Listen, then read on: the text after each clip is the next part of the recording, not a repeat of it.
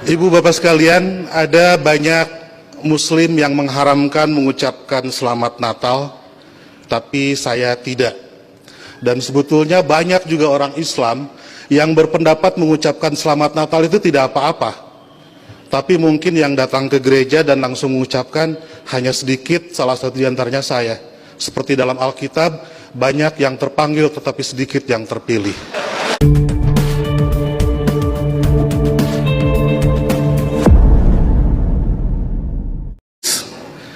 Para petugas gereja, jemaat GKI Maulana Yusuf yang saya cintai, selamat pagi, shalom, sampurasun. Itu kalau diarabkan kira-kira assalamualaikum warahmatullahi wabarakatuh. Baru kali ini Natalan di gereja gemuruhnya waalaikumsalam. Ini patut masuk Guinness Record. Ibu bapak sekalian, selamat Natal. Terima kasih karena ibu bapak merayakan Natal. Seluruh orang Indonesia memperoleh 2 berkat, liburan dan diskon. Tadi Bapak Pendeta bilang Natal juga seperti di Idul Fitri, beda-beda tanggal. Ada 25 Desember, ada 7 Januari, dan seterusnya. Tapi kalau saya membayangkan saya sebagai pendeta, malah senang. Berarti undangannya banyak dan amplopnya juga banyak. Itu yang membuat Pak Pati selalu ceria di hadapan ibu bapak sekalian. Ibu bapak sekalian, ada banyak muslim yang mengharamkan mengucapkan selamat Natal, tapi saya tidak. Dan sebetulnya banyak juga orang Islam yang berpendapat mengucapkan selamat Natal itu tidak apa-apa. Tapi mungkin yang datang ke gereja dan langsung mengucapkan hanya sedikit, salah satu di antaranya saya. Seperti dalam Alkitab, banyak yang terpanggil tetapi sedikit yang terpilih.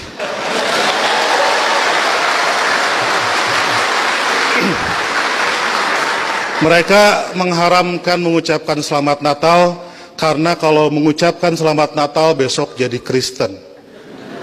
Saya tiap 10 November mengucapkan selamat Hari Pahlawan, besoknya saya tidak jadi Avengers. Minggu lalu saya mengucapkan selamat menikah kepada teman saya yang hajatan, besoknya saya tidak jadi pengantin. Dan berulang kali saya datang ke mahasiswa-mahasiswa kedokteran mengucapkan selamat, besoknya saya juga tidak jadi dokter. Nah, saya tahu bagi orang Islam, untuk jadi orang Kristen itu susah. Tidak bisa karena mengucapkan selamat Natal tiba-tiba otomatis jadi Kristen. Orang Kristen mau jadi Islam juga susah.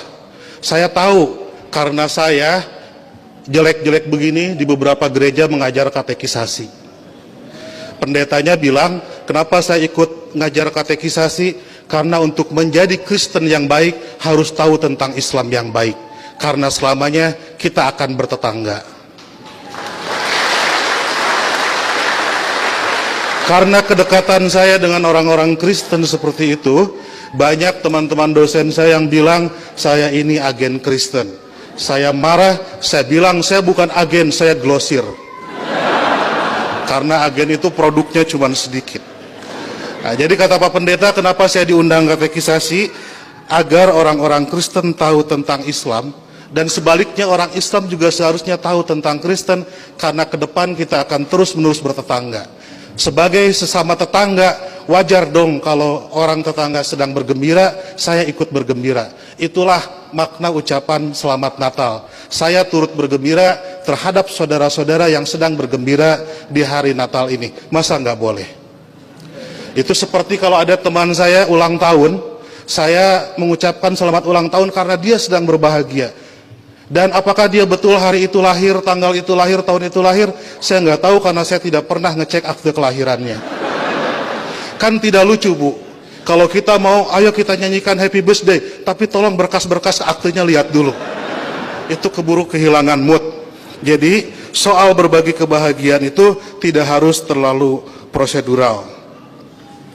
Nah, lebih dari itu, saya menganggap orang-orang Kristen itu partner saya, mitra saya dalam melakukan kebaikan. Saya harus mendorong sebagai dai, sebagai pendakwah dalam Islam, saya harus mendorong orang Islam soleh, baik, taat dalam keislamannya. Dan saya juga harus mendorong orang-orang Kristen baik, soleh, taat dalam kekristenannya. Karena kalau masing-masing baik, tidak akan ada terjadi konflik. Jadi saya harus mendorong orang Kristen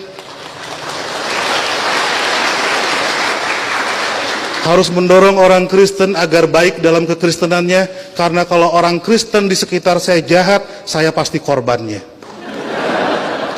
Dan Bapak Ibu juga harus mendorong saya dan teman-teman Muslim menjadi Muslim yang baik, karena kalau saya jadi copet, Ibu Bapak jadi korbannya. Jadi puncak toleransi adalah pada saat saya nanti membangunkan Ibu Bapak gereja dan Ibu Bapak mengongkosi saya naik haji. Ya.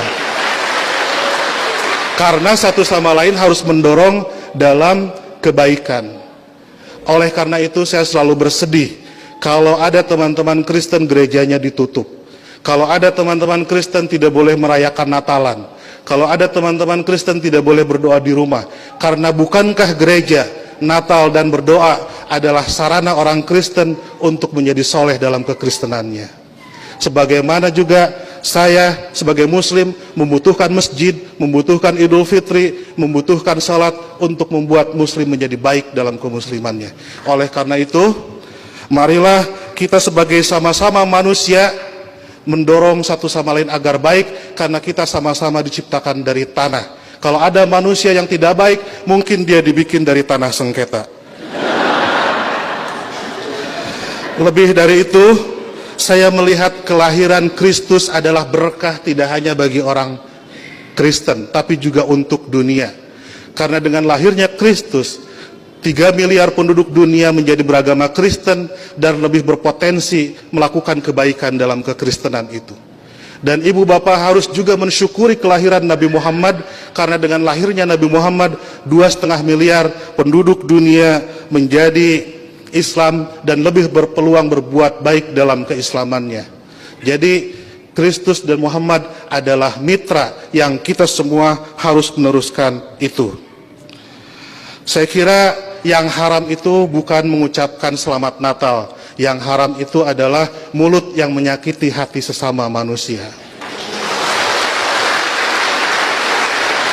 Sekali lagi saya ucapkan selamat Natal, selamat berbahagia. Dan agar saya tidak menyaingi pidatonya Pak Pendeta, saya akhiri. Dan sebelum saya akhiri, teman-teman santri saya bawa bunga Pak Pendeta, ingin membagikan kepada Pak Pendeta, petugas gereja dan Ibu Bapak sekalian. Tapi karena bunganya tidak banyak, yang dapat hanya sebagian, yang lain insya Allah dapat bunga bank untuk belanja Natal. Boleh bagi bunga? Oke.